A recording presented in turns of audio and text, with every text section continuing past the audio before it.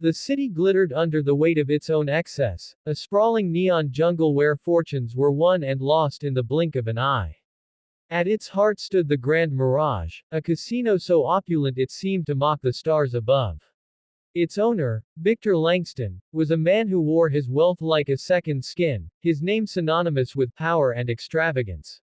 At 42, he was the kind of millionaire who could buy silence, loyalty, and even love, or so he thought.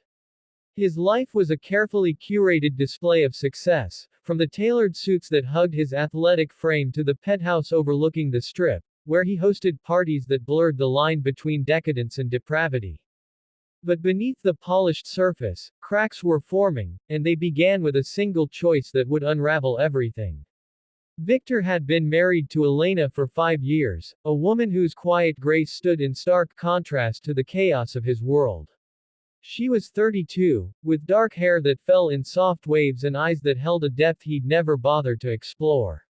Their marriage wasn't born of love but convenience, a calculated move to secure a partnership with her father, a real estate tycoon whose connections opened doors Victor couldn't have breached alone. Elena was the perfect wife on paper, poised, intelligent, and undemanding. She played her role flawlessly, hosting dinners for his investors and smiling through his late nights at the casino. But Victor was restless, a man addicted to the thrill of conquest, whether it was a business deal or a fleeting affair. It was at one of his own blackjack tables that he first saw her, Cassandra Vale. She was a vision in red, her dress clinging to curves that drew every eye in the room. Her laughter was sharp, her movements deliberate, and her gaze locked onto Victor's with an intensity that felt like a challenge. She was no ordinary high roller. She played with a reckless confidence, stacking chips with the ease of someone who knew the house would never win against her. By the end of the night, she'd won $200,000 and Victor's undivided attention. He invited her to his private suite for drinks, and what began as a flirtation quickly spiraled into an obsession. Cassandra was everything Elena was not: bold, unpredictable, and intoxicatingly dangerous. She spoke of art and literature with the same ease she discussed odds and payouts, her wit as sharp as her stilettos. Victor was captivated, blind to the whispers among his staff that Cassandra was more than she seemed. She was no mere socialite chasing thrills, she was the sole heir to the Vale fortune, a dynasty built on casinos that rivaled Victor's own empire. Her father, the late Conrad Vale, had been a legend in the industry, and Cassandra had inherited his cunning along with his wealth. But Victor, drunk on her charm, saw only a woman who matched his appetite for risk.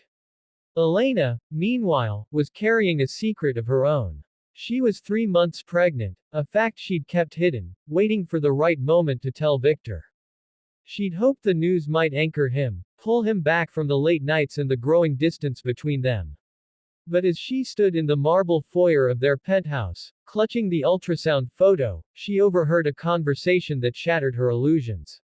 Victor's voice, low and conspiratorial, drifted from his study. "Cassandra's different," he said to his lawyer on the phone. "She gets me. I'm done with Elena, she's a liability now." The words hit Elena like a physical blow. She retreated to their bedroom, her hands trembling as she tucked the ultrasound away. She'd always known Victor's heart was a fickle thing, but she hadn't expected betrayal to come so swiftly. The next morning, she confronted him, her voice steady despite the storm inside her. "I'm pregnant, Victor," she said, searching his face for a flicker of the man she'd once thought he could be. His reaction was colder than she'd imagined. He didn't shout or argue, he simply looked at her with a detached pity, as if she were a problem to be solved. "I don't want a kid," he said flatly. "And I don't want this marriage anymore. You'll get a settlement, but I need you gone." He didn't mention Cassandra, but Elena saw her shadow in his eyes, a woman who sparked Jatu like a fire he couldn't resist. Elena packed a single suitcase, her movements mechanical. She didn't cry, she'd learned long ago that tears were a luxury she couldn't afford. She left the penthouse without a word, taking a cab to a modest apartment on the edge of the city. There, alone, she began to plan. Victor might have thought he'd erased her, but Elena was no fragile ornament. She was the daughter of a man who'd built empires from nothing, and she'd inherited his steel. She would protect her unborn child, and she would make Victor pay, not with his money, but with the one thing he valued more, power. Cassandra, meanwhile, moved into Victor's world with the ease of a predator claiming new territory. She was everywhere, at his side during board meetings, whispering in his ear at galas, her presence a constant reminder of his newfound freedom. The tabloids ate it up, splashing headlines about the Casino King's new queen. But Cassandra was playing a game of her own. She wasn't just a mistress, she was a strategist, using Victor's infatuation to gain access to his business dealings. She studied his ledgers, memorized his contacts, and quietly began to shift the balance of power. Victor, blinded by her allure, didn't notice the way she deflected questions about her past or the way her smile never quite reached her eyes. Elena, from her small apartment, watched the spectacle unfold through news alerts and gossip columns. Each photo of Victor and Cassandra together was a knife twist, but it also fueled her resolve. She reached out to her father's old allies, men and women who owed her family favors. She began to unravel the web of Victor's empire, discovering vulnerabilities he'd never bothered to hide. His casino, the Grand Mirage, was overleveraged, its profits propped up by shady loans and creative accounting. Elena didn't just want revenge, she wanted to dismantle the life Victor had built on her pain. She started small, leaking anonymous tips to regulators about the casino's financial irregularities. Investigations began, quiet at first, but they sent ripples through Victor's world.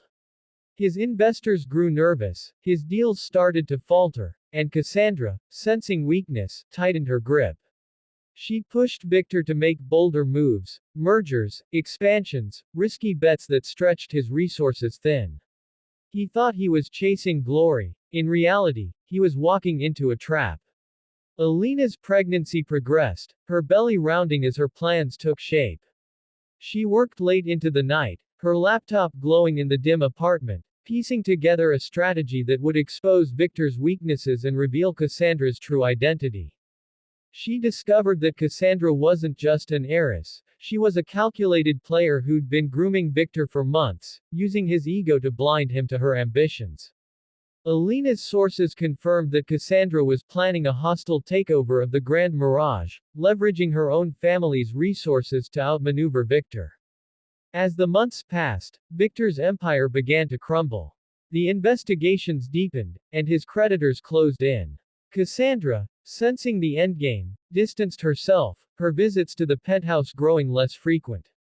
Victor, desperate to salvage his legacy, didn't see the betrayal coming. He threw lavish parties to keep up appearances, but the whispers grew louder. The Casino King was faltering, and his new queen was nowhere to be found. Elena, now 8 months pregnant, made her move. She met with a group of investors who'd grown disillusioned with Victor's mismanagement. Armed with evidence of his financial missteps, she proposed a buyout of the Grand Mirage, using her father's old network to secure the funds. The investors were skeptical at first, a pregnant woman, alone, taking on a titan like Victor. But Elena's precision, her quiet fury, convinced them. They saw in her what Victor never had, a mind sharper than his own. The day of the board meeting arrived, a storm brewing over the city. Victor sat at the head of the table, his confidence a brittle mask. Cassandra was absent, her absence a silent alarm he refused to acknowledge.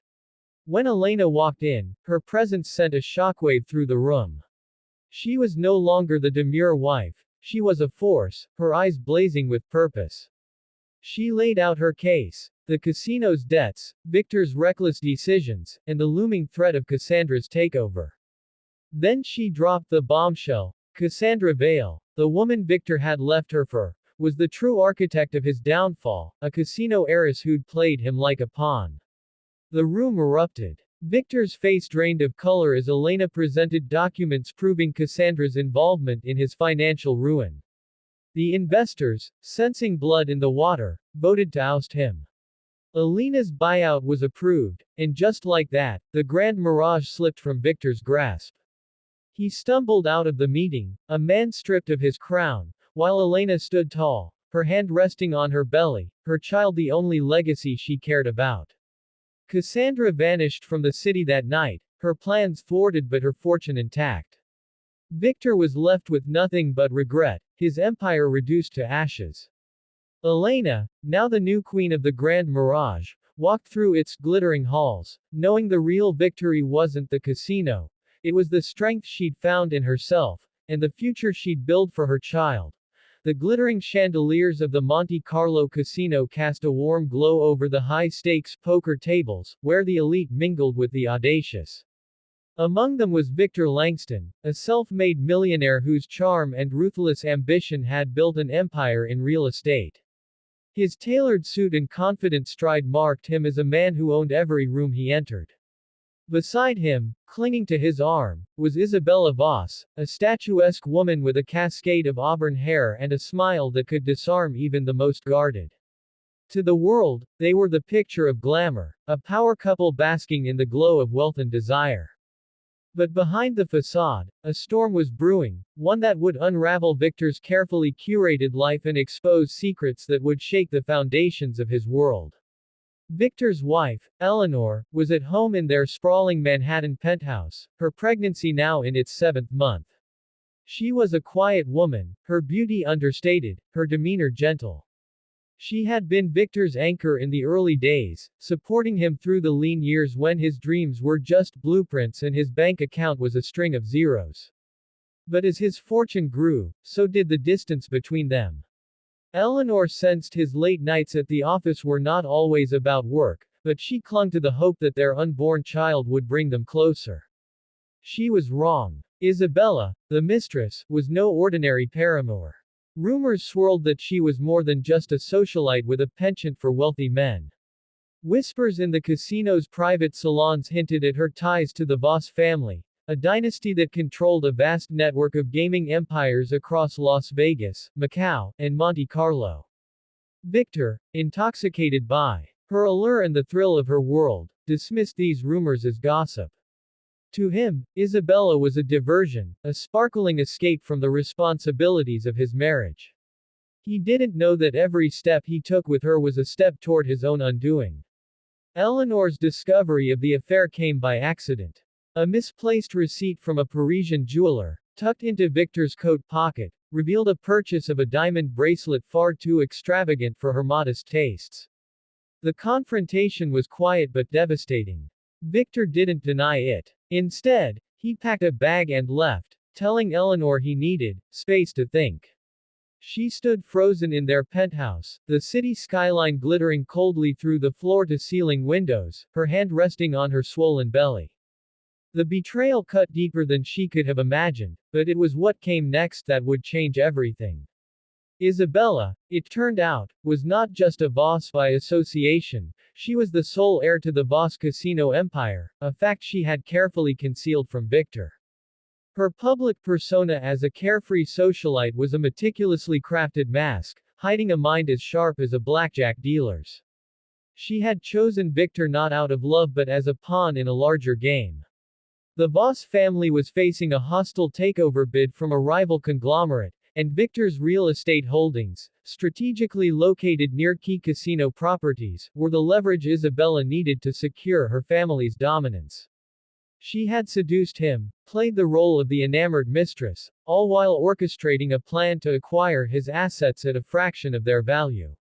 Victor, oblivious to her motives, was spiraling. His decision to leave Eleanor had been impulsive, driven by ego and lust, but it was also a calculated move to cement his status among the elite. Isabella's world of private jets and exclusive galas was intoxicating, and he believed aligning with her would elevate him beyond the petty constraints of his marriage. He began liquidating assets, funneling money into joint ventures with Isabella, convinced they were building a future together. He didn't notice the subtle shifts, how Isabella's lawyers drafted contracts that favored her, how his own board of directors grew uneasy, or how his once loyal allies began to distance themselves. Meanwhile, Eleanor was not the fragile figure Victor assumed her to be. The shock of his abandonment forced her to confront a truth she had buried for years. She, too, had a past she had kept hidden. Before meeting Victor, Eleanor had been Elodie Voss, the younger sister of the Casino dynasty's patriarch. She had fled that world, disgusted by its ruthlessness and the constant power plays. She changed her name, built a new life, and fell in love with Victor, believing he saw her for who she was, not what she represented. Now, with her marriage in ruins and her child's future at stake, Eleanor reached out to her estranged family. Her brother, Marcus Voss, welcomed her back with open arms. The Voss family had never stopped searching for her, and Marcus saw her return as a chance to strengthen their empire. He revealed the truth about Isabella. She was a distant cousin who had been groomed to take over the family's operations but had grown ambitious, seeking to consolidate power for herself. Eleanor's reappearance was a threat to Isabella's plans, and Marcus was eager to use his sister's return to outmaneuver her. Eleanor, however, had no interest in revenge, at least, not at first. Her focus was on protecting her unborn child and reclaiming her dignity. With Marcus's resources, she quietly began investigating Victor's financial dealings. What she uncovered was staggering. Victor was on the verge of bankruptcy, his empire crumbling under the weight of bad investments and Isabella's manipulations. Eleanor could have let him fall, but something within her, perhaps the lingering love she once felt, pushed her to act. She devised a plan, not out of malice but necessity. Using her Voss connections, Eleanor positioned herself as an anonymous investor, buying up Victor's distressed assets through shell companies. She attended board meetings incognito, her pregnancy hidden under loose clothing, her identity obscured by a pseudonym. Victor, distracted by Isabella's promises of grandeur, didn't notice the shift in his company's ownership until it was too late. By the time he realized his empire was slipping away, Eleanor controlled the majority of his board. The confrontation came at a gala in Las Vegas, where the city's elite gathered to celebrate the opening of a new Voss casino. Victor arrived with Isabella, unaware that Eleanor was in attendance. As the evening unfolded, Isabella took the stage to announce a major acquisition, Victor's flagship properties, which she believed she had secured. But before she could finish, Eleanor stepped forward, her presence commanding the room. She revealed her true identity as Elodie Voss, the rightful heir to the Voss Empire, and presented documents proving her ownership of Victor's assets. The room erupted in gasps and whispers. Isabella's face drained of color as she realized her plan had unraveled. Victor stood frozen, his world collapsing in real time. Eleanor's speech was calm but cutting, detailing how she had outmaneuvered them both, not for revenge but to protect what was hers. She spoke of her unborn child, of the life she would build without Victor's betrayal, and of the strength she had found in reclaiming her heritage. Victor tried to salvage the situation, pleading with Eleanor in private, but she was resolute. She offered him a choice: walk away with nothing or stay and face the consequences of his actions in court. Isabella, meanwhile, was ousted from the Voss family, her ambitions crushed by her own hubris. The casino empire rallied behind Eleanor, who stepped into her role as heiress with a quiet determination. In the months that followed, Eleanor gave birth to a healthy daughter, whom she named Hope. She rebuilt Victor's company, not as a monument to him but as a legacy for her child. Victor, stripped of his wealth and status, faded into obscurity, a cautionary tale of greed and betrayal. Eleanor, now Elodie Voss, stood at the helm of an empire, her past and present reconciled, her future brighter than ever. The story of the millionaire who abandoned his pregnant wife for a mistress only to discover her true identity as a casino heiress became legend in the glittering world of high stakes and higher secrets. It was a reminder that power, when underestimated, could shift in an instant, and that the heart, when broken, could forge something stronger than ever before. https://www.youtube.com/watch V equals HS cow GJFPQ